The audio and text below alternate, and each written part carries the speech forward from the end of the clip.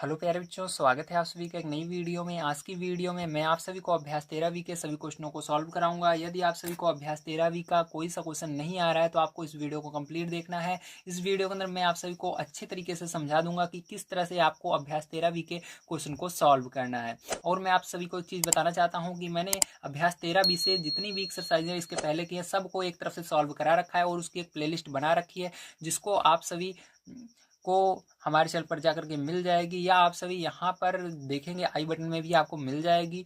यहाँ पर मैं आप सभी को देने की कोशिश करूँगा, या आप सभी इस वीडियो को कंप्लीट देखिएगा। लास्ट में मैं प्लेलिस्ट लगा दूंगा जहाँ पर इसके आगे की वीडियो आपको प्लेलिस्ट दोनों मिल जाएगी, जिसकी मदद से आप सभी इसके आगे का वीडियो भी देख सकते हैं और प्लेलिस्ट पा जाएंगे। जो भी एक्सरसाइज आप पढ़ना चाहते हैं वो पढ़ सकते हैं। तो अभी हम देखेंगे प्यारे जो किस तरह से आपको पहला क्वेश्चन सॉल्व करना है। ठीक है, तो पहला क्वेश्चन आपको आइए पढ़ लेते हैं क्या दिया गया है। तो यहाँ पर दिया गया है त्रिभुज ABC की रचना कीजिए जबकि AB बराबर 6 सेमी, BC बराबर 8 सेमी तथा AC बराबर 4 सेमी। अब देखिए प्यारे जो इसके लिए आपको तीन चीज़ों की जरूरत पड़ने वाली है। पहला तो आपको प्रकार की जरूरत पड़ेगी, उसके बाद आपको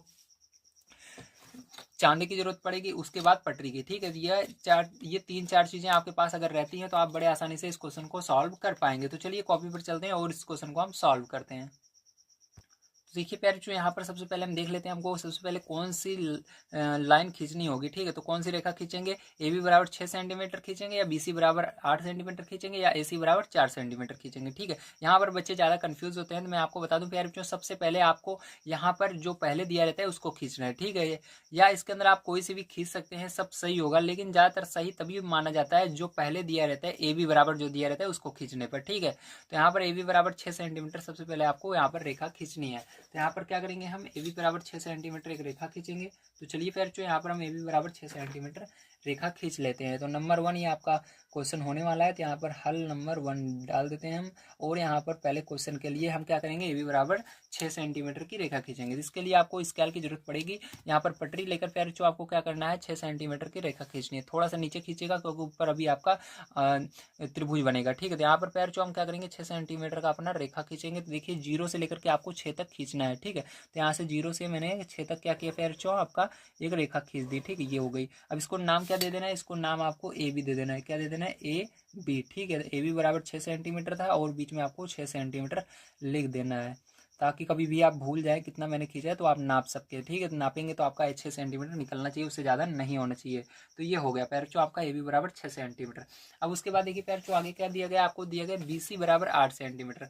तो आप कहाँ पर खींचे, यहाँ पर खींचे, यहाँ पर हमको पता नहीं है। ठीक है, तो उसके लिए हमको प्रयोग में लाना है अपना गोला प्रकार। अब इसके अंदर क्या करना है, सबसे पहले आपको आगे 8 सेंटीमीटर, तो 8 सेंटीमीटर इस पटरी पर नाप लेना है। ठीक है, तो यहाँ पर पटरी लेंगे पैरचो और इस पर क्या करेंगे, हम इस प्रकार की मदद से 8 सेंटीमीटर नापेंगे। तो यहाँ पर रखेंगे 0 पर और इधर 8 पर इसको दूसरा इस पेन का जो नोक है इसको यहाँ पर रखेंगे, 8 पर रखेंगे। ठीक है, ना ज़्यादा होना चाहिए ना कम होना चाहिए। देखिए बिल्कुल 8 पर है, जैसा कि आप से देख सकते हैं। ठीक है, 8 पर ये है, 0 से थोड़ा बहुत कम रहेगा तो उसको बिल्कुल बराबर कर लेना है आपको।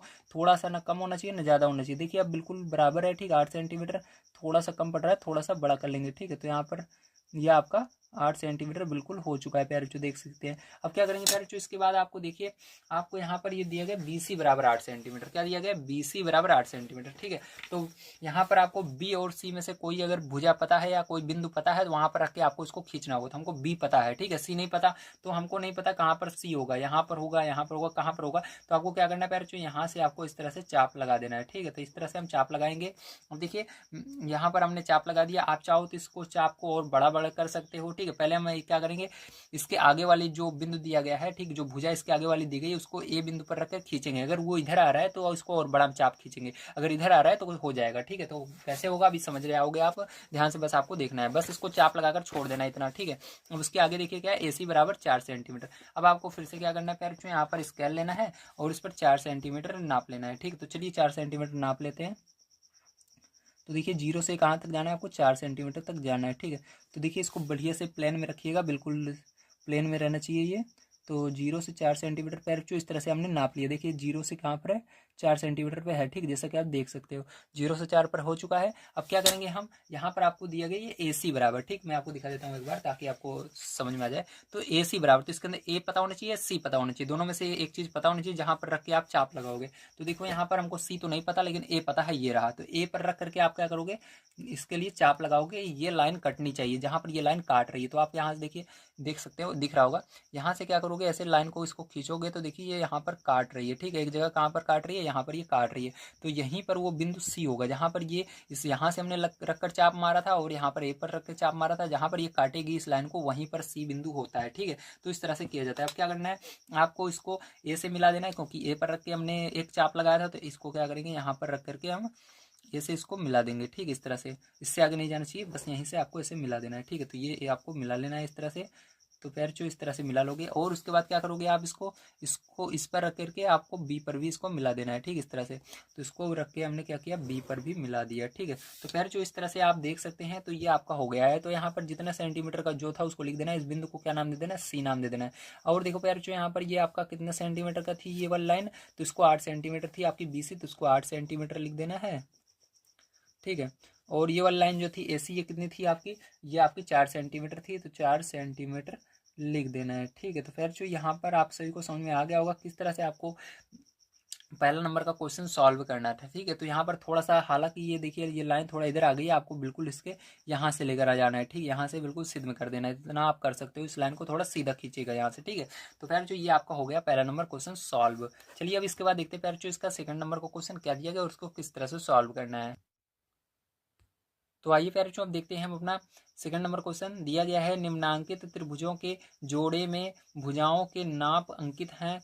भुजा भुजा भुजा सर्वांगसमता प्रतिबंध का प्रयोग करके बताइए कौन त्रिभुज किस त्रिभुज के सर्वांगसम है। उत्तर को सांकेतिक भाषा में लिखिए। मतलब क्या करना है आपको, जो जिसके बराबर होगा उसको बताना है, ठीक है। मतलब इसके अंदर आपको बताना है कौन सा किसके सर्वांगसम है, सर्वांगसम यानी बिल्कुल उसके बराबर है, ठीक है। तो यहाँ पर ध्यान समझिएगा।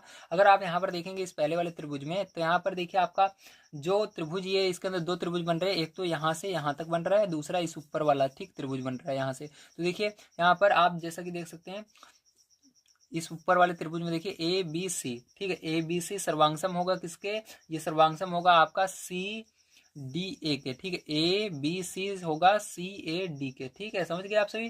तो इसको लिख लीजिएगा। यहाँ पर मैंने कैसे समझा, क्योंकि यहाँ पर देखिए, यहाँ पर स्टार्टिंग यहाँ से हो रही है, ठीक है, ये कहाँ पर है, बिल्कुल इस लाइन से जुटा हुआ है। तो यहाँ पर AB, ये बीच वाला हम ले रहे हैं, जो लाइन से नहीं जुटा हुआ इसको बीच में ले रहे हैं B, ठीक है। इसी तरह से यहाँ पर ये C है, इसी तरह से इसमें भी लेंगे C। अब देखिए ये बीच, जैसे यहाँ पर B जो था ये बीच में था, जुटा हुआ नहीं था, इसको भी हम बीच में ही लेंगे, ऐसे नहीं लेंगे कि ये A ले लेंगे, ठीक है। आपको इस तरह लेना है ABC और इसको आगे CDA, ठीक, इस तरह से लेना है, ध्यान रखिएगा, ठीक है। अब देखिए यहाँ पर हम देखेंगे, तो यहाँ पर आपको कुछ इस तरह से लिखना है। इसके अंदर पहले में त्रिभुज ABC सर्वांगसम का निशान कैसे होता है, ऐसे दो लाइन होती है, ऊपर से होता है, ठीक है। तो सर्वांगसम त्रिभुज CDA, ठीक है। तो इस तरह से आपको लिखना है, त्रिभुज ABC सर्वांगसम CDA। अब चलिए इसका सेकंड नंबर क्वेश्चन हम देखते हैं और उसको भी समझते हैं। तो देखिए सेकंड नंबर क्वेश्चन इसके अंदर जैसा कि आप देख सकते हैं, ये आपका इसके अंदर भी दो त्रिभुज बन रहा है, तो इसके अंदर कौन सा किसका सर्वांगसम है। तो यहाँ पर AOB, ये AOB सर्वांगसम होगा आपका AOC के, ठीक है, AOB सर्वांगसम होगा AOC। जो भुजा रहेगी जैसे ऊपर ले रहे हैं उसी तरह दूसरे वाले में भी ऊपर ही होनी चाहिए, ध्यान रखिएगा, उल्टा सीधा नहीं लेना है। तो AOB जब इसको इसके ऊपर ढपे ताकि वो बिल्कुल ढप जाए, देखिए इसको उसको ढपेंगे तो यहाँ पर AOB, तो ये AOC से ढप जाएगा। जो ऊपर लिए थे उसको ऊपर लेना है, जो नीचे लिए थे नीचे लेना है। जैसे यहाँ पर देखिए, यहाँ पर क्या है, ये जो भुजा है बड़ी है, जैसा कि देख सकते हो 3 सेंटीमीटर के, तो यहाँ पर 3 सेंटीमीटर वाला हमने पहले लिया था AB, ठीक है, ABC लिया था, तो यहाँ पर ये 3 सेंटीमीटर था, तो नीचे भी हमने पहले 3 सेंटीमीटर लिया था। ऐसे मत करिएगा तो आप ये वाला ले लो, गलत हो जाएगा, ठीक है। इसलिए आपको क्या करना है, इसी को लेना है। चलिए आप समझ गए होगे। आप देखिए यहाँ पर आपको कैसे लिखेंगे, यहाँ पर सेकंड नंबर में लिखना है आपको, त्रिभुज AOB इक्वल टू सर्वांगसम त्रिभुज AOC, ठीक, ये होगा। अब चलिए इसका तीसरा नंबर देखते हैं क्वेश्चन। तो देखिए तीसरा में देखिए इसके अंदर ये दोनों त्रिभुज को मिलाकर हम देखेंगे, तो यहाँ पर आपका जो ये होगा ए बी सी सर्वांग होगा पी क्यू आर के, ठीक, सिंपल सा है ये बिल्कुल। तो इसको लिख लीजिए, त्रिभुज ए बी सी सर्वांगसम त्रिभुज पी क्यू आर, ठीक, इस तरह से आपको लिख लेना है। तो ये आपका आंसर होगा। चलिए इसके बाद देखते हैं हम अपना इसके आगे 3 नंबर का क्वेश्चन किस तरह से करना है। तो देखिए 3 नंबर को क्वेश्चन आइए पढ़ लेते हैं। हमको क्या दिया गया है, पार्श्वांकित चित्र में ए डी बराबर डी सी और ए बी बराबर बी सी। तो यहाँ पर कह रहा है ए डी जो है ये डी सी के बराबर है और जो ये ए बी है ये आपका बी सी के बराबर है, ठीक है। तो क्या, फिर पहला नंबर यहाँ पर है, क्या त्रिभुज ए बी डी सर्वांगसम होगा। इसको सर्वांगसम बराबर नहीं पढ़ेंगे, सर्वांगसम बोलेंगे। त्रिभुज सी बी डी के तो हाँ होगा, क्योंकि ये जो त्रिभुज सेम बन रहा है वही सेम त्रिभुज इस साइड भी बन रहा है। और इस साइड पूरा हमको जो जो भुजाएं बोली गई थी सेम, पहले ये वाली बोली गई थी, इस साइड भी हमको पहले ये वाली। देखिए इधर ए बोला गया तो इधर सी बोला गया, सेम वही। फिर इधर बी तो इधर भी बी, इधर डी तो डी इधर भी, मतलब सेम वही चीज बोली जा रही है। जब सेम वही चीज दोनों साइड के सेम वही चीजें बोली जाए, ठीक है, तो आपका क्या होता है, वो सर्वांगसम होता है, ठीक है, ध्यान रखिएगा। यहाँ पर सर्वांगसम तब माना जाता है जब उसके अंदर थोड़ा सा भी एक्सचेंज ना हो। जैसे ये सेम टू सेम त्रिभुज है, उसी तरह सेम टू सेम जब हम मिलाएं तो ये वाला भी बने, ठीक, जो जो हमको यहाँ पर भुजा बोली जा रही है उसको मिलाने पर। तो हम यहाँ पर अगर आप इसको ड्रॉ करोगे अलग से तो इस तरफ जो बन रहा है उस तरफ भी वही बनेगा, ठीक है। अब चलिए इसके अंदर दूसरा कर देखते हैं। तो ये पहले वाले में हाँ रहेगा, सर्वांगसम है, ठीक है। अब दूसरे वाले में देखिए, यदि त्रिभुज ए बी डी सर्वांगसम त्रिभुज सी बी डी तो इसके संगत भुजाओं और संगत कोणों को लिखिए। तो इसके अंदर संगत भुजाओं और संगत कोणों को लिखना है, तो इसको मैंने लिख लिया है। आइए देख लेते हैं। यहाँ पर देखिए संगत भुजा हो जाएगी ए डी बराबर सी डी, ए बी बराबर सी बी और डी बी बराबर डी बी, क्योंकि डी बी दोनों में कॉमन है। अब देखिए कोण की बात करें तो कोण ए बराबर होगा कोण सी के, ठीक है। कोण यहाँ पर जो कोण ए है वो संगत होगा कोण सी के, और कोण सी बी डी संगत होगा कोण ए बी डी के, कोण सी डी बी संगत होगा कोण ए डी बी के, ठीक है। अब चलिए 4 नंबर क्वेश्चन देखते हैं इसके अंदर क्या करना है हमको। तो 4 नंबर क्वेश्चन आपको दिया गया है, पार्श्वकांचित चित्र में त्रिभुज ए बी सी और त्रिभुज ए बी डी एक ही भुजा ए बी पर बने त्रिभुज हैं, ए सी बराबर बी डी। तो ए सी बराबर यहाँ पर ए सी जो है ये बी डी के बराबर है, और जो बी सी है ये आपका ए डी के बराबर है, ए डी के, ठीक है। वी सी ये वाला और ये वाली जो लाइन है ये वाली लाइन के बराबर है, बी सी ए डी के बराबर है, ठीक है। तो यहाँ पर आगे कह रहा है निम्नांकित कथनों में कौन सत्य असत्य है। तो देखिए आपका पहला नंबर मिलाएंगे हम, त्रिभुज ए बी सी। तो ए बी सी देखिए, ए फिर बी फिर सी। पहले हमने क्या लिया, ये बड़ी वाली लाइन ली है इसके अंदर, ठीक है। अब इस साइड देखते हैं इसके अंदर कौन सी लाइन ले जा रही है। तो इसके अंदर पहले हमने बड़ी लाइन ली, वो भी किधर से ली, देखिए इधर क्या है, इधर से नीचे से, ध्यान से देखिए, इधर हमने ली ए वाली फिर बी वाली ली, ठीक है, फिर उसके बाद सी वाली ली, ये वाली। तो यहाँ पर देखिए ये त्रिभुज बन रहा है, देख रहे हो ना आप कौन सा बन रहा है। तो यहाँ से ये नीचे समतल, फिर उसके बाद एक बड़ी सी लाइन, इस तरह से त्रिभुज बन रहा है। इधर देखिए त्रिभुज ए बी डी, तो ए लेना है, फिर क्या लेना है, बी लेना है, फिर डी लेना है। देखिए इधर उल्टा बन रहा है, यहाँ पर पहले किस तरह त्रिभुज बना था, इधर देखिए यहाँ से छोटा था ऊपर गया, बहुत लंबा हो गया। लेकिन यहाँ पर जब हम इस साइड आ रहे हैं, देखिए त्रिभुज ए बी डी में, तो ए बी में क्या हो रहा है, ये इस तरह से नहीं जा रहा है, बिल्कुल सीधा जा रहा है, ठीक है। तो ये आपका असत्य होगा, देख सकते हो यहाँ पर देखिए ये वाला त्रिभुज अलग होगा और ये इस तरह से उल्टा जा रहा है, ठीक, इसको इधर से जाना चाहिए तभी सही होगा। तो ये क्या होगा, आपका असत्य होगा, इसका पहला नंबर। दूसरा नंबर देखिए, दूसरा नंबर कह रहा है ए बी सी। तो फिर से देखिए ए बी सी, तो फिर से यही त्रिभुज लिया इसने, ठीक है। उसके अंदर A D B A D फिर बी, ठीक है। तो देखिए इसके अंदर ए लिया फिर बी लिया फिर सी लिया, ठीक है, समझ रहे हो ना, ए लिया बी लिया फिर सी लिया, ठीक है। बीच में कौन सा रहा है, ये वाला त्रिभुज आ रहा है जो यहाँ पर देखिए छोटा सा कोण बना रहा है, ठीक है। अब इसके अंदर देखिए ए डी, ए लिया फिर डी लिया, ठीक है, इसने ए लिया और डी लिया, लेकिन यहाँ पर क्या बन रहा है, बड़ा सा कोण बन रहा है। देखिए यहाँ पर छोटा सा कोण बन रहा था, इसके अंदर ए बी क्या है, ए बी, ठीक है, जो बी कोण है, बीच में जो कोण है, बीच वाला देखिए बी जो है ये छोटा कोण बन रहा है, लेकिन इसके अंदर बीच वाला डी जो है बड़ा कोण बन रहा है। ये वाला कोण देखिए और ये वाला कोण देखिए कौन सा बड़ा है, तो ये वाला बड़ा है, ठीक है। यहाँ से देखिए इधर जा रहा है, ये बड़ा कोण बन रहा है, इधर देखिए बिल्कुल छोटा सा, तो ये भी क्या होगा, असत्य होगा आपका।